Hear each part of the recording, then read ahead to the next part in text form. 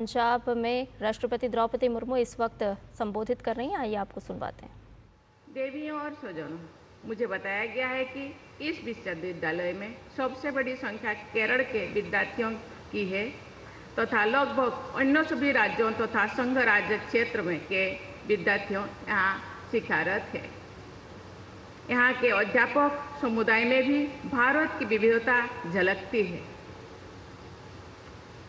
ये अखिल भारतीय प्रतिनिधित्व आपके संस्थान की सराहनीय विशेषता है। इस विश्वविद्यालय में छात्रों और छात्राओं की संख्या लगभग बराबर है। मुझे बताया गया है कि अनेक अन्य देशों के विद्यार्थियों भी यहाँ शिक्षा प्राप्त कर रहे हैं।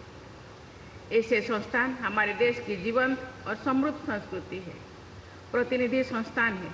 मैं आशा करती हूँ कि बठिंडा विश्वविद्यालय परिवार के सभी सदस्यों भारत की विविधता, एकता और उत्कृष्टता के प्रभावशाली उदाहरण प्रस्तुत करते रहेंगे। मुझे ये देखकर विशेष प्रसन्नता हुई है कि आज के पदक विजेताओं में बेटियों की संख्या लगभग 65% है, जहां 9 में से 8 बालिकाएं हैं। मैं इन होनहार बेटियों को फिर से बहुत बहुत बधाई देती हूँ। महिलाओं का विकास समाज के विकास का दर्पण है। शिक्षित महिलाएं सुदृढ़ समाज का निर्माण करती हैं। मुझे पूरा विश्वास है कि बेटियां विकसित भारत के निर्माण के हमारे सपने को सुंदर स्वरूप प्रदान करेंगे। देवियों और स्वजनों, ये हमारा सौभाग्य है कि हम सभी तलबंदी साबों में स्थापित तख्त श्री दमदमा साहिब के निकटवर्ती क्षेत्र में एकत्र हुए। इस प्रकार यहाँ विश्व के एक अत्यंत पवित्र तीर्थ स्थल की आध्यात्मिक ऊर्जा विद्यमान है। ये धरती कठिनतम संघर्षों के बीच वीरता और आध्यात्मिक स्थिरता के संगम की भूमि है। अपने विकट संघर्षों के दौरान गुरु गोबिंद सिंह जी ने तख्त श्री दमदमा साहिब में कुछ समय बिताया था। उन्होंने 9वें गुरु साहिब तेग बहादुर जी की वाणी को गुरु ग्रंथ साहिब में संकलित करवाया था। इस क्षेत्र को गुरु गोबिंद सिंह जी ने गुरु की काशी का पवित्र नाम दिया था। गुरुमत के दर्शन की शिक्षा में जुड़े ये पावन भूमि आप सबके उच्च शिक्षा प्राप्त करने की भूमि भी है।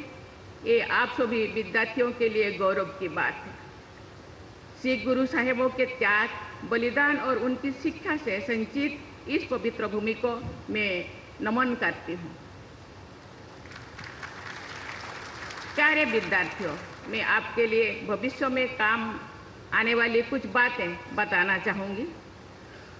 आप 5 अच्छी बातों को अपने जीवन के हिस्सा बना लीजिए।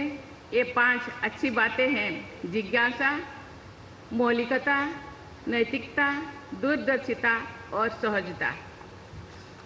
इन विशेषताओं को अंग्रेजी में कहा जाता है curiosity, originality, morality, farsightedness and spontaneity. जिज्ञासा अर्थात जानने की इच्छा। किसी भी व्यक्ति को निरंतर नई जानकारी पाने के लिए उत्साहित रहनी चाहिए। जो लोग जिज्ञासु होते हैं वे जीवन पर्यंत नई चीज़ें सीखते रहते हैं। ऐसे ही प्रश्न उठाते हैं।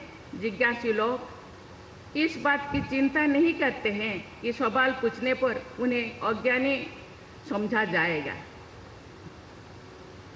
इस प्रसंग में पूर्व राष्ट्रपति भारत रत्न से सम्मानित आदरणीय डॉक्टर APJ अब्दुल कलाम जी साहब की जीवनी के एक उदाहरण में उल्लेख करना चाहूँगी। एक बार उनके विज्ञान के अध्यापक ने क्लासरूम में ब्लैक बोर्ड पर पक्षियों की उड़ान के विषय में समझाया था। टीचर के पूछने पर सभी बच्चे ने कहा कि वे विषय को समझ गए हैं। केवल कलाम साहेब ने कहा था कि नहीं और समझे नहीं। असल में कोई भी बच्चा विषय को नहीं समझ पाए थे। कलाम साहेब के अध्यापन ने नए सिरे से पूरे विषय को समुद्रों के किनारे लेकर बच्चों को समझाया है। उन्होंने उड़ते हुए पक्षियों को देखकर एरोडायनामिक के बेसिक कॉन्सेप्ट समझाए हैं। उन मूलभूत सिद्धांतों को समझने के बाद उत्साहित होकर कलाम साहेब ने बचपन से ही अंतरिक्ष वैज्ञानिक बनाने के निर्णय लिया। बचपन की उस सहज जिज्ञासा के बल पर कलाम साहेब ने इतिहास रचा और जीवन पर्यंत जिज्ञासु बने रहे। किसी भी विषय को ठीक से समझने के बाद आपका ये प्रयास होने चाहिए कि आप उस विषय में या किसी अन्य क्षेत्र में कुछ नहीं कर सके। यही मौलिकता की पहचान बनेगी। आपके मौलिकता आपको अपने कार्य क्षेत्र में अलग पहचान दिलाएगी। मौलिकता का एक प्रभावशाली उदाहरण आपके विश्वविद्यालय के प्रोफेसर राजकुमार जी ने प्रस्तुत किया है। उन्हें पिछले सप्ताह राष्ट्रपति भवन में आयोजित विजिटर्स कॉन्फ्रेंस के दौरान कैंसर के क्षेत्र में रिसर्च के लिए विजिटर्स अवार्ड प्रदान करने का अवसर मुझे मिला। मौलिकता पर आधारित ऐसी उपलब्धि से आप सभी को प्रेरणा लेनी चाहिए। पहले से उपलब्ध ज्ञान को ठीक से समझकर याद रखने वाले व्यक्ति स्कॉलर ये विद्वान कहा जा सकता है। क्रिएटिव या रचनाशील व्यक्ति कुछ नया करना चाहता है। स्कॉलर होना महत्वपूर्ण है, परंतु स्कॉलरशिप पर आधारित क्रिएटिविटी और भी अधिक मूल्यवान है। प्यारे विद्यार्थियों, नैतिकता ही सार्थक जीवन की आधारशिला होती है। अच्छा इंसान होना सफल व्यक्ति होने से अधिक महत्वपूर्ण है। नैतिकता के बल पर ही कोई व्यक्ति स्थायी सफलता और सम्मान अर्जित करता है। आपका लक्ष्य और उस लक्ष्य को प्राप्त करने के लिए आपके साधन दोनों ही नैतिकता पर आधारित होने चाहिए।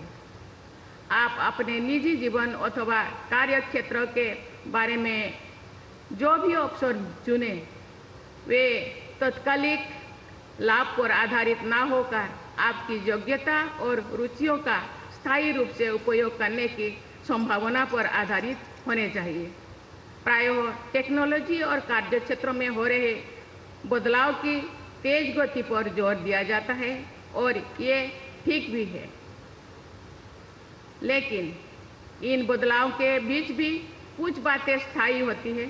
उदाहरण के लिए यदि कोई संस्थान या उद्यम नैतिक मूल्यों के लिए प्रसिद्ध है तो ऐसे संस्थान में अपेक्षाकृत कम वेतन पर काम करना आपके लिए बेहतर होगा। यदि कोई संस्थान लर्निंग ओरिएंटेड है तो वो संस्थान आपके भविष्य के लिए केवल प्रॉफिट ओरिएंटेड संस्थान से बेहतर होगा।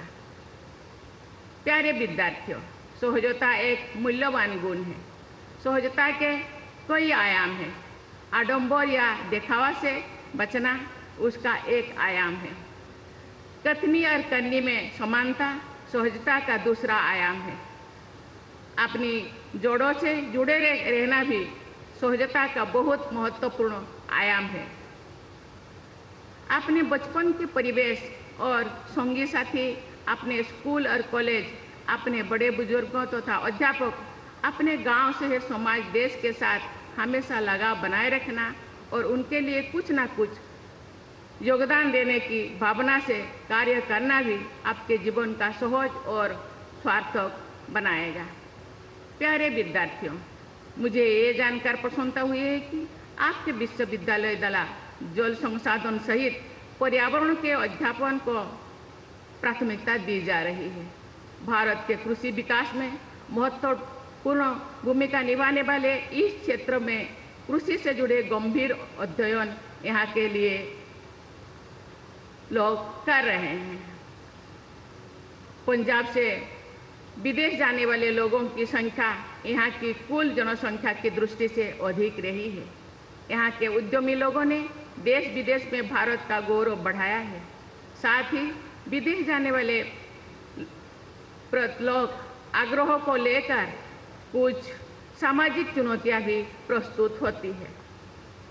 इस विश्वविद्यालय में डायस्पोरा और माइग्रेशन विषय अध्ययन को प्राथमिकता देने की मैं सराहना करती हूँ।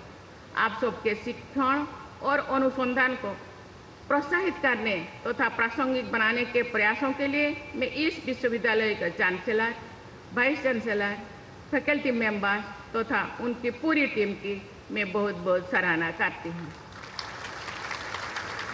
मुझे विश्वास है कि देश के विकास को समग्र योगदान देते हुए आप सभी युवा विद्यार्थी वर्ष 2047 के विकसित भारत का निर्माण भी करेंगे और उसे नेतृत्व भी प्रदान करेंगे।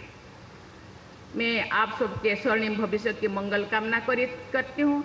आपको बहुत बहुत धन्यवाद। जय हिंद, जय भारत।